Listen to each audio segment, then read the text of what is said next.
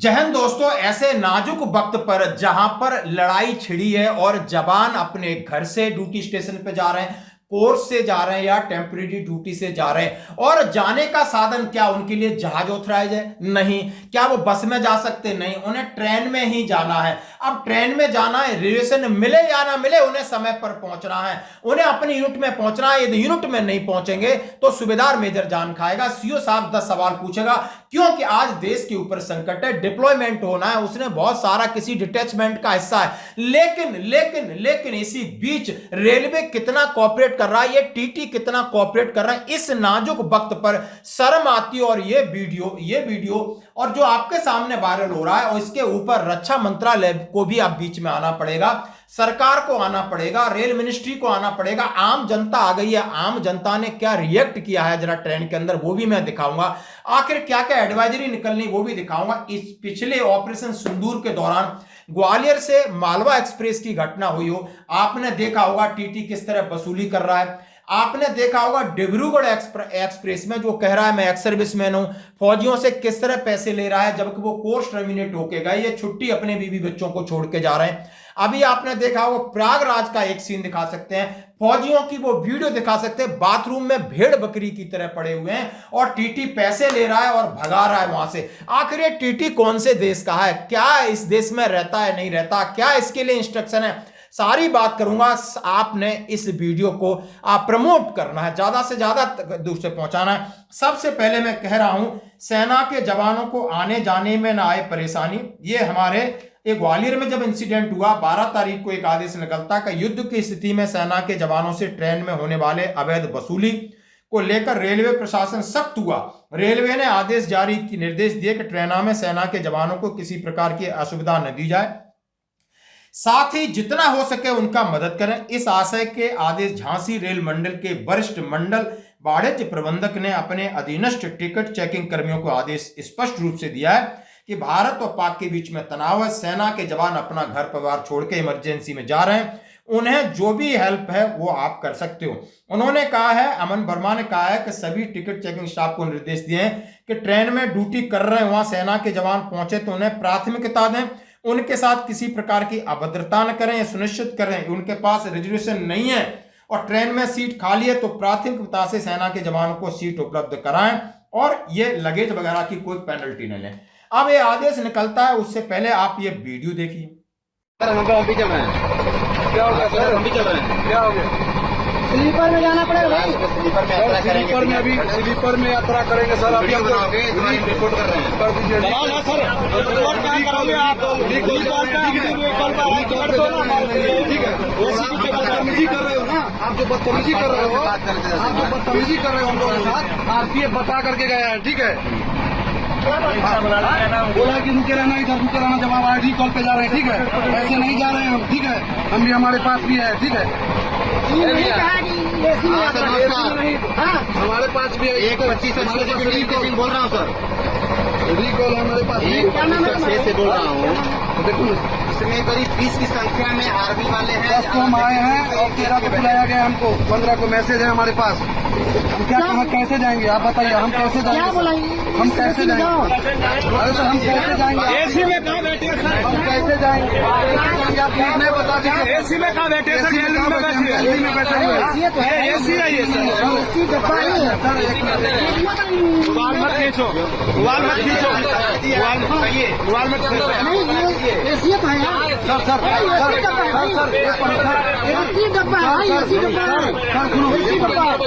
हमको मैसेज मिला है सर। ये पढ़ो सर। हम क्या करेंगे?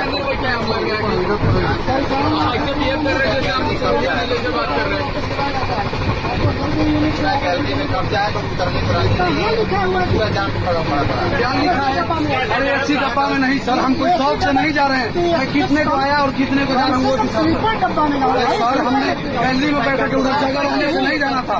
आप बताइए आपसे रिक्वेस्ट में है, किसी को डिस्टर्ब नहीं कर सकते। किसी को डिस्टर्ब कौन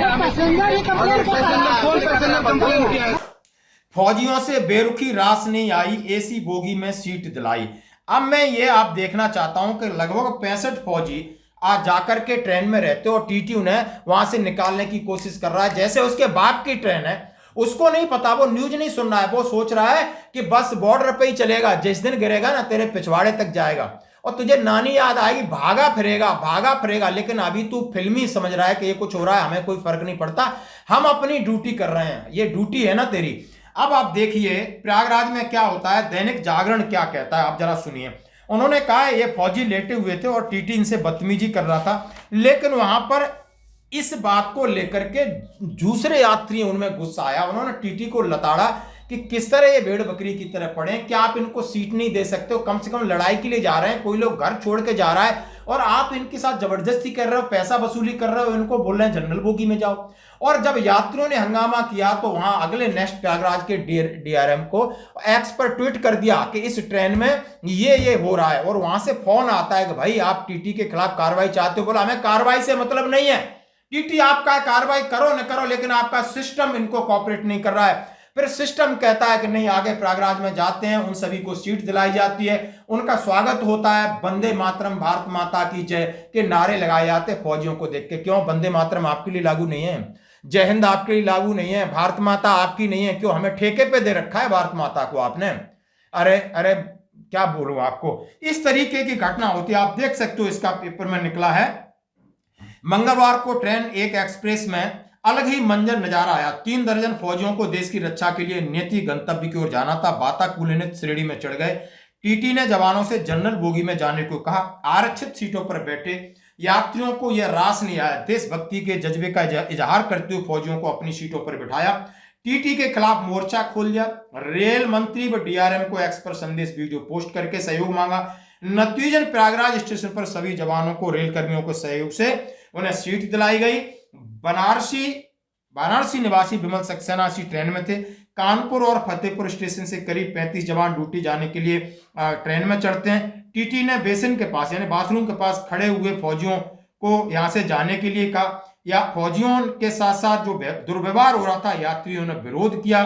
और उन्होंने जो मैंने कहा, आर्मी अपनी शादी छोड़कर 2 जवान जा रहे थे, प्रयागराज ड्यूटी पे जा रहे। इन जवानों में 2 ऐसे भी जवान थे जिनकी इसी महीने शादी थी। एक जवान की 5 दिन बाद 18 मई को शादी होनी थी।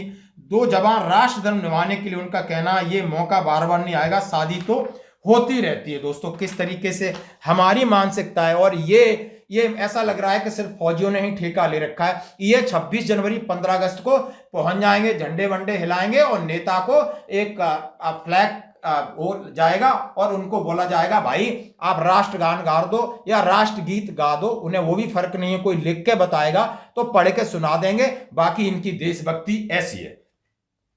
अब इस मामले को रक्षा मंत्रालय का भी मैं दोष समझता हूं। क्या रक्षा मंत्रालय इस तरीके के एडवाइजरी जारी नहीं कर सकता? क्या ये वीडियो रक्षा मंत्री को दिखाई नहीं देते? क्या ये सरकार को दिखाई नहीं देते? क्या बार बार पैनिक होगा और आप चुपचाप पुलिस हमें परेशान करे तो सारे वीडियो, नेशनल मीडिया भी नहीं इस बात को दिखाता है। दैनिक जागरण का शुक्रिया जो उन्होंने अपने यूट्यूब चैनल पर इस वीडियो डाला। मतलब जवानों की किसी को चिंता नहीं, मेरे को समझ में नहीं आती। ना तो नेता इस पर कोई कमेंट्स करेगा, ना हमारे रक्षा मंत्रालय से कोई कमेंट्स आता है कर्नल तक की पिटाई हो जाए, ना ही बड़ा मीडिया इसमें कुछ हिस्सा लेता है। फिर ये मीडिया कर क्या रहा है, दिखाना क्या चाहता है? इस लड़ाई जो अभी लड़ाई चल रही इसके बीच में तो कम से कम दिखा दो। आपने दुनिया भर के बेवकूफ बनाते रहे जनता को वीडियो डाल डाल के अपनी टीआरपी के लिए। अरे इसमें भी आपकी टीआरपी क्या, कम से कम को जमीर तो जगाओ यार, जमीर को थोड़ा बहुत जगाओ। या हमारे अफसर बहुत सारे वेटरन्स हैं, परेशान हैं। आशा करता हूं कि शायद हमारे माननीय रक्षा मंत्री जी का ध्यान इस ओर शायद जाएगा। सेना के जवानों को यात्रा के दौरान कितनी कठिनाइयों का सामना करना पड़ता है ये बात सभी को पता है, परंतु कोई कुछ नहीं करता। क्या इस देश में सैनिक होना एक अभिशाप है? अभिशाप समझ सकते हो ना? अभिशाप मतलब श्राप है, मतलब गलत चीज है। ये हमारे कर्नल मुकुल साहब हैं और वो कह रहे हैं, लेफ्टिनेंट कर्नल भरद्वाज साहब कह रहे हैं इस प्रकार की घटनाओं के लिए सेना मुख्यालय को दोषी ठहराना चाहिए। वे इस मामले में रक्षा मंत्रालय के समक्ष क्यों नहीं उठाते मामला? अधिकांश सरकारी अधिकारियों नागरिकों के मन में सेना के जवानों के लिए कोई सम्मान नहीं है।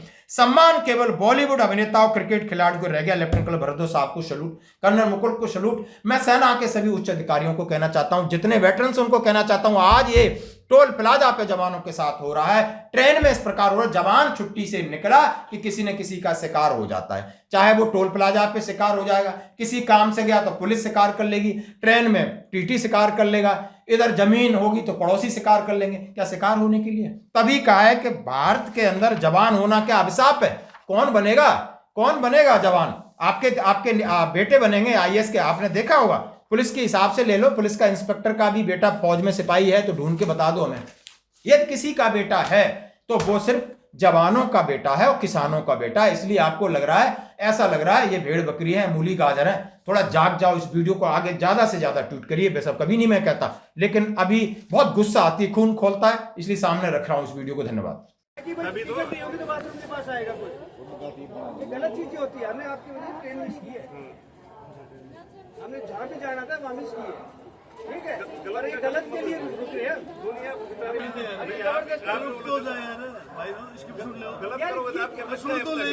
सुन लो।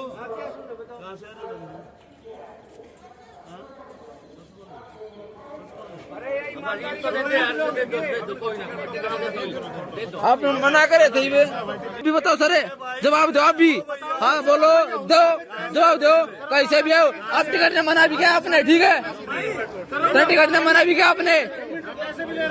आरपीएफ पुलिस वाले भी कुछ नहीं बोल रहे, सब पे अपने गोद में पैसे डालने से मतलब है, कुछ नहीं है। सुने 112 बुलाओ, इसे बुलाओ, 112 बुलाओ, 112 बुलाओ। ये तो कुछ नहीं करेंगे, ये कुछ नहीं करेंगे। 112 बुलाओ, इनके बताओ सरकार नंबर लो। दोनों मिल बाटी खा रहे हैं। आरपीएफ से बोलो चोर है, चोर है।